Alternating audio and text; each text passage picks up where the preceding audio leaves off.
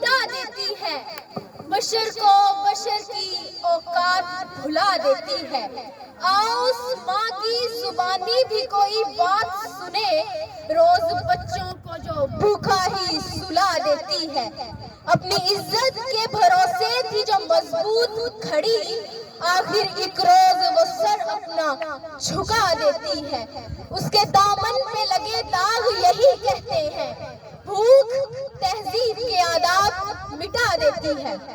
صدر علی وقار، سردیوں کی ٹھٹھرتی ہوئی رات، منہ لپیٹے ایک مجبور ماں اپنے نومولود بچے کو ایدی سینٹر کے باہر پڑے جھولے میں ڈال دیتی ہے۔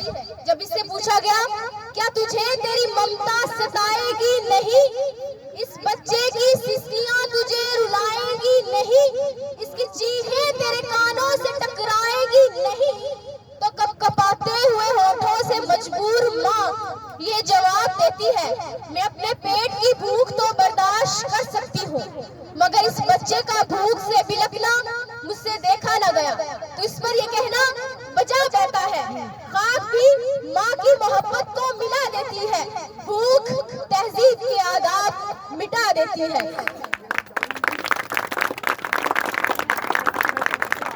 صدر علی وقار، قائد ایوان میں جو قرارداد پیش کی گئی کہ ہم معاشی نہیں بلکہ اخلاقی بدحالی کا شکار ہے، میں اس کی بھرپور مخالفت کرتی ہوں، کیونکہ جس اخلاقی بدحالی کا رونا وہ رو کر گئے، وہ اخلاقیات تو خود معاشیات کی محتاج ہے۔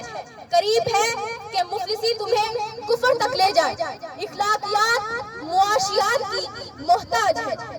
آئیے دلائل سے بات کرتے ہیں۔ روٹی کے چند ٹکڑوں اور قابل گزارا دودھ کی قلت سے تھرپارکن میں دم توڑنے والے مجبور بچوں کا اصل مسئلہ اخلاقیات نہیں معاشیات ہے۔